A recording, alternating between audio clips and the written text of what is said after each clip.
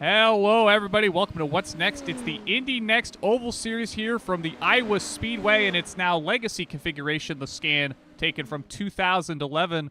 This is another repeat visit for us, albeit on different pavement here in the cornfields of Iowa. Sophie, what do you think we're looking for tonight here from the one of the more regular appearing tracks in recent years for open wheel oval racing? For sure, Iowa has become a staple up until this coming year, where it's fallen off the calendar in favor of Phoenix. But a lot of memories in open wheel racing has been had here. Famously, Josef Newgarden got a win with Ed Carpenter and Sarah Fisher's team when he had a broken clavicle. So there's a lot of history here, and I'm sure Dylan Vilashinsky is hoping to secure another win. But there's a big stacked field waiting to unseat him. Some big names, Ty Keela and others from the IndyCar side of things, as well as some repeat customers. Yeah, good to see drivers making their way out. This is the strongest, or rather highest strength of field in terms of the I rating here tonight, just over 3,700 by a sizable margin relative to the rest of the series so far. We're riding outboard from the blimp with Blaze Andrich, who I believe is making his debut in the Indy NXT Oval Series here, the driver for Rogue Racing, looking to have a solid run here tonight. He'll be joined alongside Ryan Campbell and Ty Keela from that squad. Amongst others here tonight, we got the likes of Jarrett Curry, fresh off his win last night in the Indy NXT Road Series. You know, you've got the reigning champ in Indy Kirkenbauer. You've got the most dominant force in Indy NXT right now in Dylan Vilashinsky. You know, it's a streak that, you know, you have to just respect the dominance week in and week out, and Vilashinsky's been putting in the work. I've seen him running races already this week, trying to put in the work to try to be the man to beat here tonight. He's going to set his first qualifying time. Currently sits 11th, likely looking for a good bit of time on this second lap here. For sure. It seems to be the case of people running high that first lap, trying to build up the momentum, build up the speed, then to sail it off for their flyer. And seems to be the case as Vilashinsky moves into P3 with Jarrett Corey currently on pole. Interesting feature of the older scan, Jacob, part of the track that I'm sure many people are intimately familiar with, that bump in turn 1 and 2. Be interesting to see if that catches anyone out. Yeah, that bump kind of way up in the third or fourth lane near the wall, kind of right where that seam is. We're riding on board with Ryan Campbell. He just barely hits it on his cooldown lap here as he sets the provisional pole time of a 1:18.988. Ryan, I know, very, very fast here around the Iowa Speedway. He'll look seemingly, as the moment, be provisionally on the pole. We'll see if he can convert that into a win here tonight. Very close up at the top of the pylon. The top 8 separated by less than a tenth of a second. We're going to have to see if anybody's going to be able to put a halt to the dominance of Dylan Vilashinsky. He's going to look to roll off 4th as it stands. We'll see if Kevin Crotty, the last car out there to take time, has anything to say about that. No, it doesn't look like it, as Crotty gets massively loose. They had already had one accident on their previous run, ironically in turn 1 and 2, this time having trouble off 3 and 4. Yeah, that's something we very much saw very heavily in the opening trip here from the opening round here last season, basically the debut for the car. We even ran some kind of bonus coverage due to the ill-timed fate of the IndyCar Open Series at that time, so we figured we'd hop in, try to get some open wheel action on the screen, and we watched the very first Indy NXT Oval Series here on P1. You can go back on the channel and watch that. But we've got ourselves a grid to get to tonight. And boy, howdy, we've got ourselves quite the lineup here for tonight's race from Iowa. So it will be Ryan Campbell on the pole with an 18.988, the only driver to break into that 18-second bracket. He'll be lined up alongside with Jarrett Corey in the number 13 machine. He'll be looking to try to make it 2 for 2 on the week here in Indy NXT competition. Taylor Thurman will roll off 3rd, the runner-up last week from Myrtle Beach, alongside the winner from last week, and Dylan Vilashinsky. He'll roll off 4th. Ty Keela will line up 5th for Rogue Racing alongside Ryan A. Brown. Ryan's been putting up some solid performances the last couple weeks here in Indy NXT competition. Franklin, Frisky Frankie, he's back for some more. He'll line up 7th in the number 4. Blaze Andrich will line up 8th for Rogue Racing in the 7 car. Chris Fletcher, once again, making an appearance in that orange number 8. He'll line up alongside reigning Indy NXT Oval Series champ Indy Kirkwood in the 10th spot. Just behind them will be Indy's father, Clay. Crash Neon will line up 12th. The runner-up here from the race at Iowa. I have previously put his placement here. Andre Castro was the winner of that opening round for the series. Jared Taylor will line up 13th alongside Jason Goodman in 14th. Jay Godley will line up 15th alongside Gary Yost III.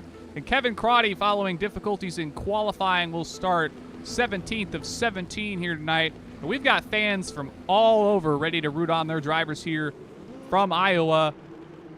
Sophie, what do you think we're in for here tonight? I think it's going to be quite a traditional bullring style short track at a much higher speed than we saw last week at Myrtle Beach.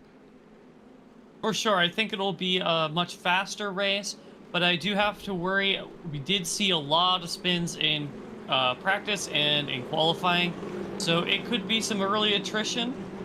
And that might play in the favor of some people who are in the back of the pack, as if they are able to survive, they'll gain some free spots. And also, there'll be less green flag running for them to burn up their Firestones and possibly have them a little more shielded from the dirty air in case there is any fall off. Yeah, that's certainly something that the drivers will have to keep in the back of their head, especially early in the going. We've noticed it particularly on tracks with a bit more banking. Seems to make it where the car is very much set up on the nice edge in terms of the tires when they're not quite up to temperature. We got people rooting for drivers. We got another person chiming in for corn. Let's hear it for corn. We got billboards for corn. I think the current iteration of this track actually has a corn painted into the start-finish line, but the pace car is looking to break away from the cornfield here and pull off into the pit lane here shortly, and we'll be unleashing 17 IL-15s here for 65 laps from Iowa. Yes, and the field is in the hands of Ryan Campbell as we wait for the pace car to peel away.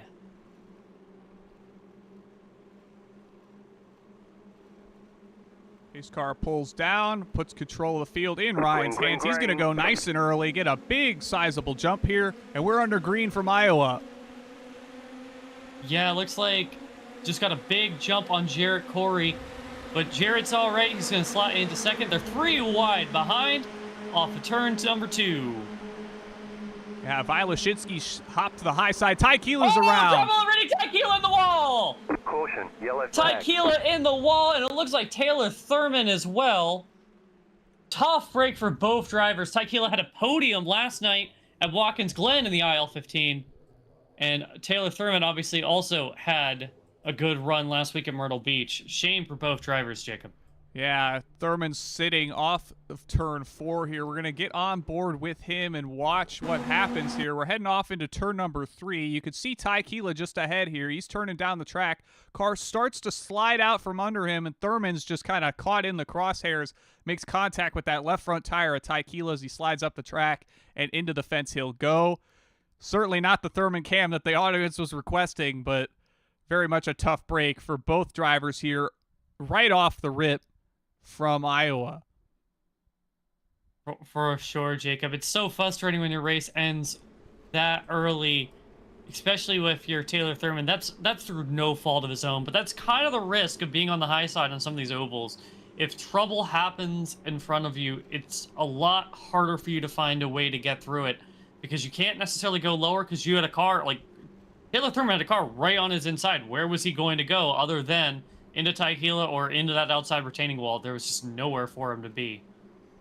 Yeah, it's just the unfortunate circumstance of a tight field trying to get up to speed and navigating, having everybody kind of starting to spread themselves around the track here. Iowa kind of does allow for 3, even potentially 4 lanes of travel around here, all of varying degrees of success and speed. You'll see a lot of drivers, particularly the IndyCar on this iteration of the track, kind of run all the way out up against the wall, especially through turns 3 and 4, trying to build up as much momentum as possible. We'll see if drivers are willing to work their way close up to the boards, if you will, rip that Larson line, as many have started to coin it in recent years. But the pace car, I believe, is going to have the pace lights turned off now. No, not quite. Still lights on the pace car here. We got Ryan Campbell getting some tire heat by wiggling that IL-15 back and forth. I think that's very much going to be the name of the game here, is getting those tires to where you want them, as we already saw it catch out Ty Keela here tonight. For sure, and Ty is no slouch on an oval. It can happen to anyone. And unfortunately, with these cautions, that's going to keep the tires cold. That's going to more than likely create a situation where the old adage of cautions breed cautions. So hopefully we can get some green flag running in, get to see some action, get to see some great racing from the likes of Frisky Frankie, Dylan Vilazinski, Ryan Brown, obviously Ryan Campbell up front of the field, and of course the current GOAT on the roadside, Jarrett Corey. Yeah, Jarrett qualified on the front row here tonight. He's hanging on in second. Likely, I believe he's the only one to have podium finishes aside from Andre Castro in both series. So he's looking to make another statement here on the ovals. Jarrett, very much self-proclaimed not an oval guy, but very much capable at the right place at the right time. And he looks to have something, at least something figured out here at Iowa so far. Got another chatter chiming in saying the Harry Gant line for us old people. Yes, I do believe that's what I've heard it referred to as in years gone by. I'm a wee whippersnapper. I haven't hit the 3.0 yet, so I don't got too much in terms of pre-2000 NASCAR or much racing knowledge in general, but I do have knowledge of what's about to happen here. Ryan Campbell's going to get control of the field off turn 4 here, and we're going to get back under green. Yeah, the lights are out on the pace car. The pace car is going to dive onto pit road. Green flag, green flag. Ryan Campbell waits till very late in the restart zone and launches. And it looks like Jarrett Corey was kind of expecting that. He didn't fall too far back off of Ryan so far. But, you know, look who's running in third already. He qualified on the third row. Oh, he's around! Yellow flag. Dylan Vilazinski's streak ends tonight in the outside retaining wall. The Get Good driver clipping Jay Godley as well. He stopped off the exit of turn 4. We'll run it back on the cameras here, get a look at what happened. So he's heading off into turn 3 here. And he's loose before I think he even gets to the center of the corner, and then gets slid around on the exit, rear end into the outside wall, both left side tires into it. Believe that's going to be Ryan Brown makes contact with the wall. Jay Godley is going to get collected in this one. That's going to be another 2 cars caught out by essentially the same error we just saw from a different lane on the track, and that's going to put an end to a 5-race win streak here on the top split for Dylan Vilazinski. Tough break for the current points leader in the championship. That'll give his competitors an opportunity to capitalize on a race where things didn't really go his way for the first time in a while. Yeah, and Dylan has been vocal in the chat about what happened. Said, my fault. I had too much wheel and too much throttle, asking too much out of cold tires. I want to highlight a good job from Blaze Andrich, keeping it off the wrecked car of Vilazinski. He is now going to be sitting up in the 6th spot. Could have been night done, but he managed to pinch the car off just enough to keep out of that wrecked IL-15. And he's up 2 spots, likely in part due to being able to get through these opening couple wrecks clean here. See if he can continue to work his way forward, as he's got Indy Kirkwood just ahead of him alongside the likes of Frank Wynn. Ryan Brown, he's worked his way up into the podium place here in 3rd. He started 6th. He's up 3. So he's also likewise taking advantage of this early attrition from the cars near the front of the field. And we'll see if he's able to do anything here running from 3rd once we get back going green here. Yeah, and I just, you saying the name reminded me, Indy Kirkwood has also podiumed in both series. He secured a podium on the roadside at Miami early this season. Yeah, and I believe likewise at Lime Rock Park the season prior. So I guess we've got a couple. I'm just having them escape my brain. I've actually got a list of them right here. So we've got the likes of Chris Fletcher having podiumed in this series, but not Oh, no, he's podiumed in the Oval Series both seasons, and I believe hasn't on the road side just yet. We've seen Chris Wett's podium in both. So there's a couple drivers that we've seen so far in the young history of the series do kind of the double podium, but I do believe Castro is the only one to win in both. So if anybody's going to have a shot at it, I believe it's going to be that number 13 machine of Jarrett Corey to be the second driver to mark their name into the top split history books here in Indy NXT competition. Lights are out on the pace car. We're going to go green this next time around here. Yeah, hopefully we don't commentator curse Jarrett Corey there. Want to note that Ryan Campbell was revving his engine much like a lot of IR18 drivers do when they want to burn off extra fuel, possibly. Maybe trying to get a little bit of an advantage is the number 1 machine. Dylan has gotten out of the infield care center and chimes in the stream chat with a whelp. Unfortunate break, Dylan. We'll hope to catch you next week as we tackle one of my favorite tracks, one of my home tracks in Milwaukee. But the field's going to get back under green here. Pace car is going to pull down the pit lane. Ryan's going to do another restart, and he's had some solid ones here so far tonight. Green flag, green flag. Once again, he leaves it late in that Geico restart zone. Yeah, a sizable gap this time between himself and Corey, but Corey's not going to waste time trying to start to slowly reel him back in on the exit of the corner. He'll close to 2/10 into turn 3.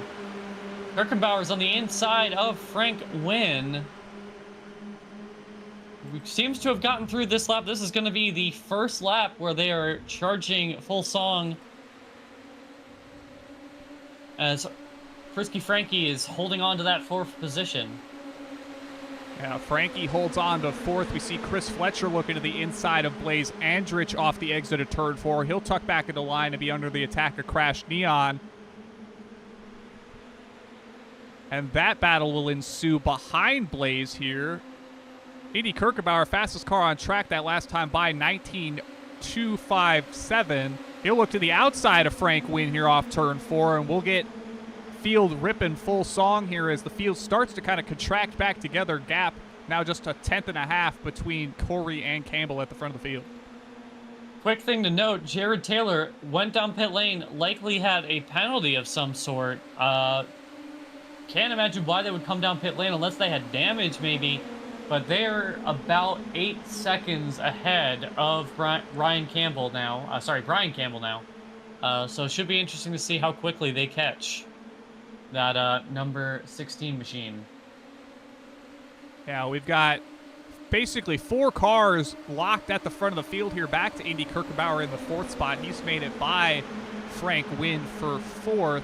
He'll be looking to work on Ryan Brown, and we've heard it for a number of weeks now. These two don't necessarily like each other, but they're going to run side by side off of turn 4. Kirkwood is going to hang the low line, and he might have a run heading off into turn 1 here. Yeah, you could throw a blanket over these cars right here, as Ryan Brown is all over the gearbox of Jarrett Corey here. 5-way fight for the lead here. I'd almost call it more a 4-way fight for second, as there is a solid buffer, at least temporarily, between Campbell and the rest of this pack here. You got Blaze Andrich kind of hanging out in 6th spot just behind this here, but we're kind of locked in with this top 5 here, eyes in the sky, as Indy Kirkwood looks to continue to try to work that low lane. He's kind of the first car that's committed to that on both ends of the track, as we see he'll make the move on Jarrett Corey for the 3rd spot. Frisky Frankie now looking to the inside. Yeah, and Ryan Campbell is also now diving low, hoping to feed some dirty air onto the prodigy of Indy Kirkwood. Almost 3 wide there for a second. Indy's going to look to the high side as Ryan Brown also looking to the high side, looking to take the lead away from Brian Campbell. Yeah, they'll be 2x2 essentially all the way around the speedway here in Iowa. Jarrett's looking back to the bottom. He'll get the draft off of Ryan ahead here, and they'll be 2x2 for the first 4 spots here. 2x2 for the first 6. Yeah, it looks to be that this car has so much downforce, so much grip that everyone is able to stick right together. Be interesting to see how the tire situation plays out. If you're an Indy Kirkenbauer, you're Frank Nguyen, you're Jarrett Corey, you're back in that dirty air if those Firestones start to fall away sooner than if you're a Ryan Brown or a Ryan Campbell. Yeah, we've hopped on board here with Clay Kirkenbauer running in the 7th spot. He's on the outside of, I believe, Crash Neon will be kind of in your ear on the left side. This is what it looks like having to navigate a 2x2 kind of orderly, very... Oh, wow, that was a massive moment between Ryan Brown and Brian Campbell there. Yeah, both drivers looking to get all the way down on the inside for turn 3. That's going to give Indy Kirkenbauer a shot on the outside here, and that's going to move him to 2nd. We'll see if he can make a move for the lead here heading off into turn 3. For sure, and I want to note something real quick. Kevin Karate has unfortunately parked it and left the server. Tough day for the Canadian. We're down to 11 cars on the lead lap, and you can pretty much see every single one of them on your screen here. We'll get back up to the blimp, give you a better look at everything we can see here. You got Chris Fletcher in that orange machine running in the 10th spot, and then Gary Yost on the inside, but we got drivers and cars 3 wide at the front of the field. Yep, 3 wide. Indy Kirkenbauer giving plenty of space there on the high side. Brian Campbell on the bottom. Ryan A. Brown in the middle. Looks like Brian Campbell's getting loose off of turn 2 there. It's a very common thing to do with the way that banking kind of evens out onto the straightaway. And this isn't something that we have found all that uncommon here at Iowa on the road to Indy. We saw something somewhat similar to this on the newer scan of the track in these cars last season, but we've particularly seen this in the likes of the USF 2000 and the Indy Pro 2000 around this track. Very, very much a draft battle of multiple lanes. Indy We're 3 wide again. 3 wide. Sorry to interrupt. Wow, that is a bold move from Indy Kirkenbauer. Making it 3 wide, but it looks like just the momentum on the high side too much, and Ryan Campbell is going to hold on. It very much seems like a middle lane dominant track at the end of the day. If you could kind of keep the speed at a peak on both ends, that seems to be where you want to be. We see Ryan Brown kind of work that higher lane, but coming off towards the front stretch, you'll see he kind of gets sucked back a little bit if there's cars running multiple cars deep on that inside lane, but he'll clear for the lead here into turn number 1. Yeah, Ryan A. Brown in the lead in that 17 machine.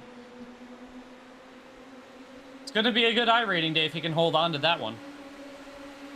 Yeah, he is the last car in on the iRating front. They're going to make contact almost into turn 1. Campbell's going to take the lead back, but Brown's going to do the crossover off too.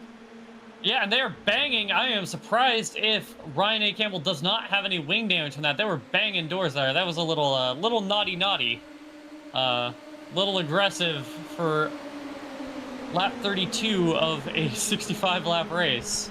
Yeah, it'll put Kirkenbauer back in the 2nd spot. Frank Wynn's been running quietly in the 4th spot. You got the likes of Clay Kirkenbauer worked his way up to 5th. He'll run that higher lane. We've seen a number of drivers start to migrate up the track deeper in the field, trying to capitalize on that draft ahead here. I want to thank everybody for tuning in tonight. This is the 2nd of 3 races we've got on the channel here tonight. Will be followed up by the Area 51 League in the Indy cars from, I believe, Phoenix, if I'm not mistaken. I'll double check that, but there'll be the nightcap with Mark Murphy later on this evening. Yes, they are taking on Phoenix at 9:30 p.m. tonight. One thing I want to note, the outside pole sitter, Jarrett Corey, has fallen way back. Seems to be having an awful day for that Luke Mansky Esports machine. Although it could be worse. You could be dealing with Lucinski and unfortunately out of the race. But it seems to me that Jarrett Corey's qualifying pace not quite transferring over into the race as the pack seems to be spreading out. Possible tire degradation contributing to that, Jacob? Well, I think some of it is just kind of getting put at the wrong place at the wrong time. We saw Jarrett kind of being one of the first cars to really commit to the higher side of the track early on in this race and get shuffled back a good bit. He hasn't fallen too far away time-wise. Obviously, the draft, a big factor here, but I think a lot of it's just the unfamiliarity and the uncertainty of being this many cars close together, all vying for roughly the same track real estate around this track. As we've got Anna the Deer chiming in that the chopping is going to end in tears as she's fresh off another win here from Iowa early on this evening. Yeah, Anna is reading my mind. The amount of times I am on the edge of my seat thinking I'm about to witness a sport ender has been constant tonight. Just everyone throwing haymakers at each other. So we see Indy Kirkenbauer taking it 3 wide again, trying to grab the lead on the inside line. Looks to have the advantage, but it's going to be on corner exit that Brian Campbell in that middle lane seems to be getting the best of both worlds, being able to pinch the corner a little bit to get that shorter line while still having good momentum out the corner. Yeah, and Clay Kirkenbauer behind them worked the high line to great effect that time. He's sitting pretty in 4th as it stands. He's got the likes of Jason Goodman working to his inside. It's going to be father and son going side by side into turn 1 more than likely. Yeah, as we see Ryan Brown looking on the inside of Brian Campbell, while Indy Kirkenbauer watches from 3rd. Yeah, contact off turn 4 there. That's going to put Brown to the inside. Kirkenbauer is going to follow him through. We'll see if Mr. Campbell has anything to say about this. They're going to get nice and tight off of turn 2 here. Yeah, Brian Campbell almost got the wall there as they had looked like a little bit of contact between Clay Kirkenbauer and Brian Campbell, but Brian is holding on to that 3rd place spot. Has got Jason Goodman behind him.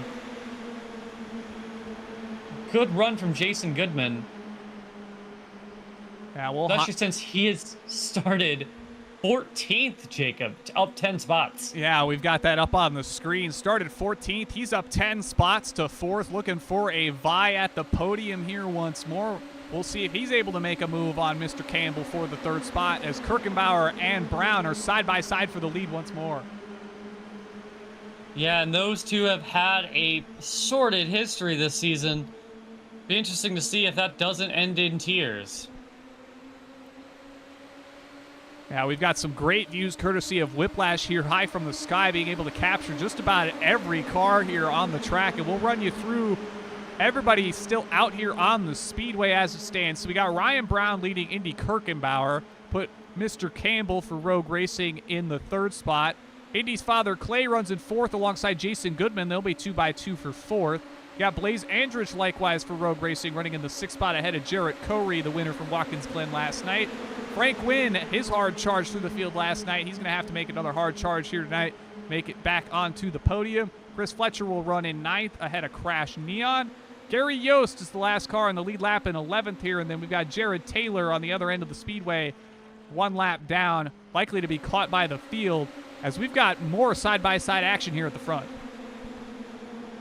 Yes, it's been a racing bar fight, it seems, of the two kind of heated individuals these last couple of rounds. Indy Kirkenbauer and Ryan A. Brown just constantly throwing haymakers at each other to try and make passes, as we see Indy Kirkenbauer going to the inside into turn number 1. Yeah, we're slowly working our way through the final third of this race as we're to 18 to go here. It's going to likely come down to these 2 drivers unless the cars behind them can reel them back in. Obviously, the more these 2 drivers fight here, the more opportunities those cars behind them will get. But I think we're going to see ourselves a 2-car, 1 mano-a-mano duel here for the final stage of this race. Yeah, and you're seeing it with these 2. They're throwing big-time slide jobs on each other when they get the chance. Indy Kirkenbauer did that in 3 and 4 to take the lead the previous lap, and then Ryan A. Brown did it right back into turn number 1, going from the top to the bottom to the top in front of the car they're passing. And we'll quickly hop back to the battle for 3rd on back. We've got Brian Campbell leading this charge with Clay Kirkenbauer and Blaze Andrich in tow. The first cars 2x2 will be Goodman and Corey. Corey's going to get shuffled back again as he'll lose a spot likely to Frank Wynn here, barring mounting a charge down the backstretch here. There'll be 2x2 from 7th on back, but it's very much still a fight here for every spot as there'll be 3 wide heading off of turn 4 there. Yeah, that was definitely definitely a stomach tightening moment. If I was Frank to win on the outside there. Did not have a lot of room to give in that 3-wide situation. Yeah, that's something that's kind of special about Iowa. It kind of resembles one of the more D-shaped 1.5-mile tracks, you know, the likes of maybe a Chicagoland, or I guess it is technically supposed to be a carbon copy of Richmond, but a bit bigger. You got that very, very abrupt wall off of turn 2. And even the ones on the front stretch, to some extent, kind of catch you out on guard as the road racing teammates are going to duke it out for fourth. Yeah, it seems to me that Clay Kirkenbauer has pulled out a bit of a gap on the just pack of Hornets behind him. Yeah, he'll be the first one to break away, but ultimately the breakaway is all the way at the front here. We're back to Kirkenbauer versus Brown. They're a 1.5 seconds clear of Clay, and Clay's about 3/4 of a second clear of the rest of the pack. He's definitely made work of the outside lane, as has these drivers here up at the front of the field. And that seems to kind of been the storyline, is if you're willing to play that patience game on the high side as we get to 10 to go here, work your way forward. Yeah, it seems to be that if you pull yourself down low, you might get clean air, but ultimately that run from the high side, especially if you're getting draft from a car in front, is just so powerful. It doesn't matter that you've taken that shorter line, that you have that clean air. Would like to remind everybody that we do these broadcasts for the official series on behalf of the community. If you'd like to support us, you can feel free to throw us a super chat here on YouTube. Like, comment, subscribe, share with your friends and family. Any way you'd like to support us, there's a GoFundMe link in the description as well. If you have the means to support us monetarily and would wish to do so, as Kirkenbauer is going to make another move to the inside here. Yeah, we are into the final 10 laps. It looked like a little bit of a Pruitt fade from Ryan A. Brown there as Kirkenbauer went to the inside. As you'll see, once again, Indy goes from the bottom to the top and looks to be protecting that bottom, trying to take as much track away from Ryan A. Brown.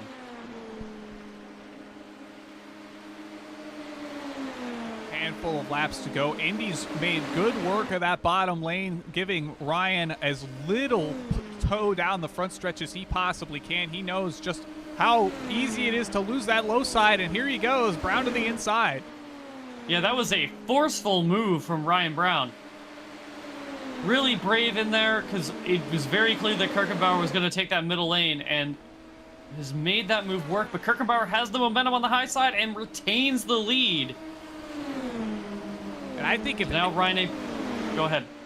No, go ahead, Sophie. I was going to say, it looks like Ryan A. Brown's going to try and work the high side now. Maybe try to build some momentum so they can get there off the corner.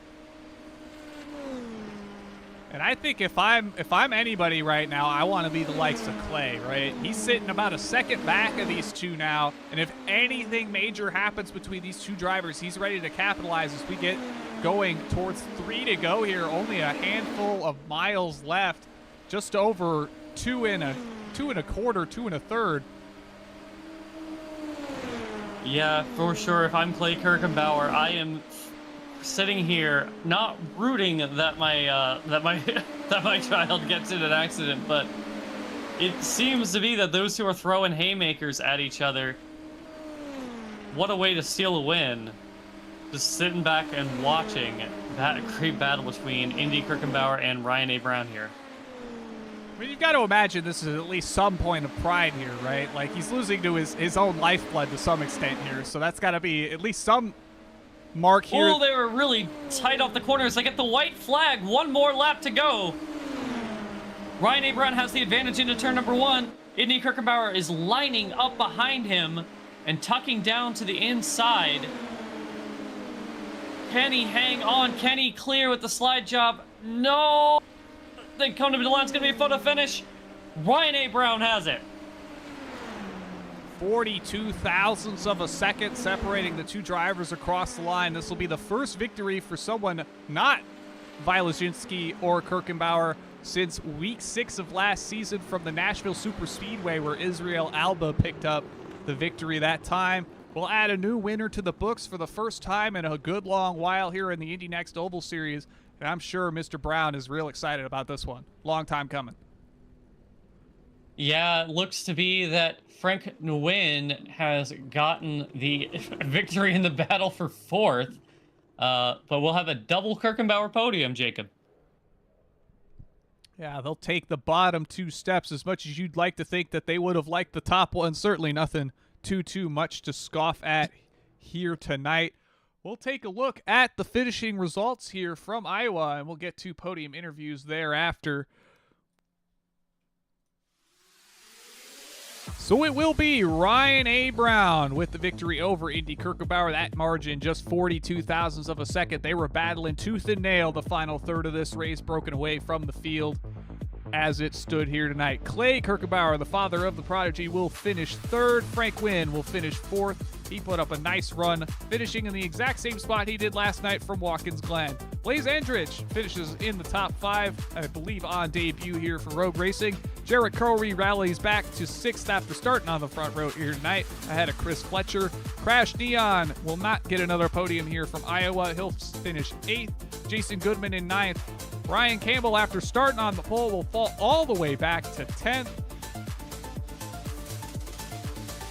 Gary Yost will be the last car in the lead lap in 11th. Jared Taylor will be one lap down in 12th. Kevin Crotty punched out early. We saw the issues for Wylazinski collecting Jay Godley. Taylor Thurman and Ty Gila out on lap 1. And that will be the finishing results from Iowa. We'll see if we can get some people on up here wanting to come talk to us about the action here tonight. We've got Clay and Indy. So I think we'll start, as is tradition, from the bottom here. As soon as we get Clay's car back onto the screen.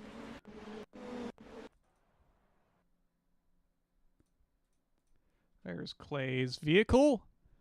Made it all the way up to third from 11th. We'll get him on up here. Clay, Jacob Collins, Sophie Connell, P1 Broadcasting. You got us? Hey, how you doing? Good. I think this is the first time we've had you up here as opposed to your son, so that's a nice change of pace for us. Kind of walk us through your claw through the field here tonight. Kind of started in the bottom third, more or less. Had to work your way up through many cars here, especially with that early attrition here tonight. Yeah, it started right behind Indy there, and I think it was the Wylazinski crash. I had to go outside of him because crash was on my left side, and I had no choice but to go between him and the wall. And I don't know that I had damage there, but I hit the wall pretty good. So I was worried that I was going to be too tight and all that kind of stuff. So once I got rolling, though, I just decided to commit to the top, and I could tell that any pass you made on the bottom, you were going to pay for it in tires. And, so I just tried to go as hard as I could without ever turning the wheel and, try to stay on Indy's bumper there. So got to the end, and I think I had something for those front two.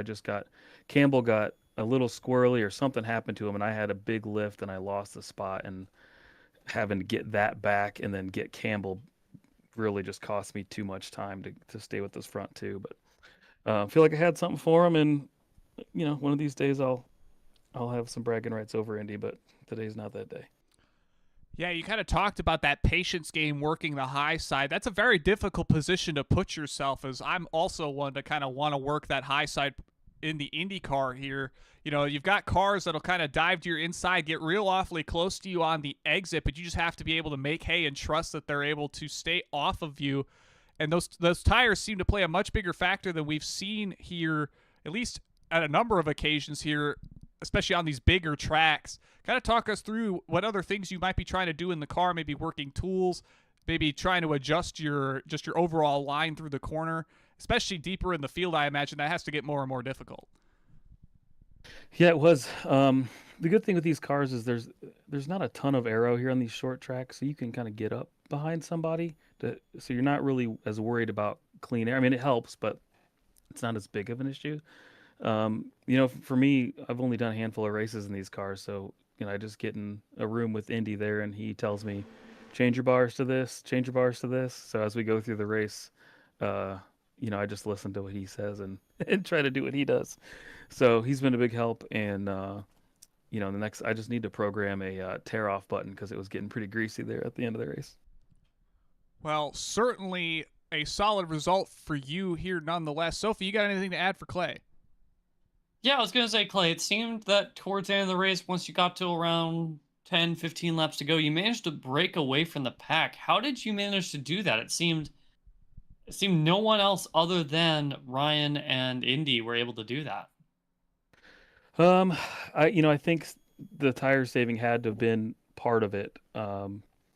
Just being as easy as possible on the wheel, and I just I don't think I made but maybe one pass on the bottom the whole race, and that was on Campbell. And I really wasted too much time there. I should have made that pass maybe 2 laps earlier, but it's one of those things where if you don't clear them on the bottom, you're going to go back 3 spots. So I just decided to make sure I timed my run right and not chance it. And plus, I haven't raced with these guys a whole lot, and so I know they know Indy, but I'm also trying to earn a little respect and that kind of thing. So I was just trying to be conscious. But yeah, I think the tire saving helped. And once I got clear and clean air, it was just don't lift, never lift, and keep the wheel as straight as possible. So that's how I did it.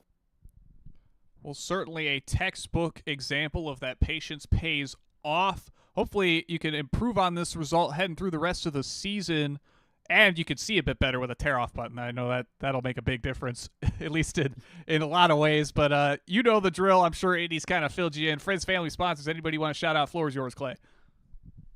Yep, I'll let him get all the go-kart sponsors, but because we share them all. But big thanks to Make Something. Big thanks to my wife for letting us put 2 rigs in the house so we can race each other. And thanks to you guys for doing a great broadcast all the time. Well, thank you, Clay, for making it on out here for the broadcast once more. We hope to catch you next week as the Indy NXT Oval Series will take on the oldest continually operated motorsports facility in the world in the Milwaukee Mile. We'll catch you there. Congrats on the finisher tonight. Appreciate it. Thank you. That'll do it for Clay. We'll get the usual suspect in Indy on up here, if we can find his automobile.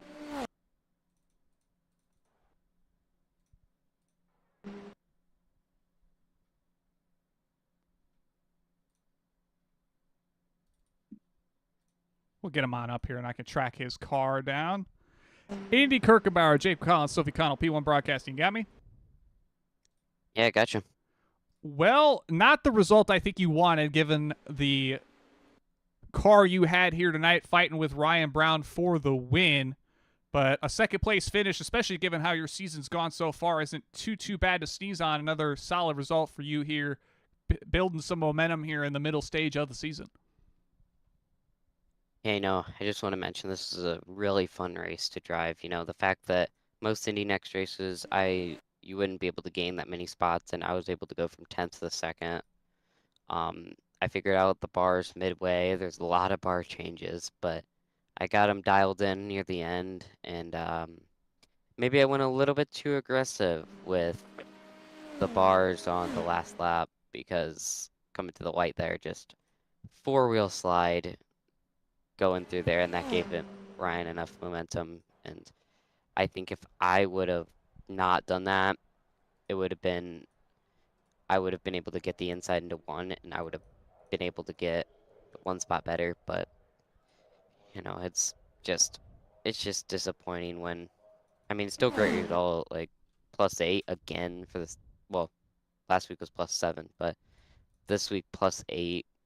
That's really good. I need to start working on my qualifying for Indy next. I've been focused too much on IndyCar, but yeah, it was a really fun race. Definitely my second favorite SOF I've ever done, behind Motegi. Yeah, and we kind of saw this race play out a bit similar to Motegi. It was a lot of the drivers willing to take that risk, run the high side, play the patience game that ultimately worked their way forward, especially later in the going. Obviously, you still had to make some pretty big, bold moves to get all the way up here, working that inside lane on a number of occasions. Kind of walk us through what you're thinking when you're trying to navigate, especially in the opening stages when everybody's basically stacked right on top of each other, trying to navigate around this, we'll call it a short track because that's what most people call it, but, we don't really start getting short until it's a half mile or smaller, as I'm sure you're well aware. Yeah, it felt like a mini Motegi, like lots of draft, but not packy. Like it was packy, but you could still pass, and that was really cool. It was just where to place your car. like the bottom was really good at the beginning, and then after a certain amount of laps, the top came in. It was just all finding the best lanes at the best time, and I was able to get up to 6th in the first lap, similar to what I did at Myrtle Beach. I just gained a bunch in the first lap, and then slowly picked my way up to top 3 where I was for a while. And I know it was a really close race up there between me, Brian, and Ryan. And then, I know I think Brian had some damage, and we were able to get away on 2, and I got around Ryan and led a bunch of laps, and then I just absolutely blew it. So hoping for better next week at Milwaukee, because that's one of my favorites. Yeah, certainly one I'm looking forward to myself. Sophie, you got anything else to add here for Indy? Yeah, Andy, it definitely seemed like it was a race where both you and Ryan Brown were kind of throwing haymakers at each other. How do you keep your head when you have someone that you're desperately trying to pass and they're immediately throwing inside, maybe doing a little chop, maybe you're doing a little chop? How do you kind of keep it measured so that you keep all 4 wheels on it? There was a couple times where I think I had to back out of it because of some sense, but we didn't crash. That's all that matters. Still, we were able to have a good race at the end. So yeah, it was just a really sketchy race. Like at the beginning, you saw a couple guys. I don't know who the first wreck was, but I know Wylozinski spinning out. That's part of the reason why I wanted this win so bad, is because with him spinning out, that's huge points up for grabs. He's 4 for 4. I would have loved to keep the streak alive of me and Wylozinski wins since week 6 of last season, but I fumbled, so hopefully we can do better next week at Milwaukee. And double podium is really cool. It's the first time we've done that. Yeah, certainly a lot of first times in a while with a new winner here for the Oval Series. You know the drill though, Indy. Friends, family, sponsors, floor is yours. Oh yeah, I want to thank BGM Marine Associates, Bayside Heating and Cooling, Make Something on YouTube, The Alley and Clyde. I want to thank you guys for putting on the broadcast. I want to thank Jacob for putting up track voting, so we got Mexico Oval next season.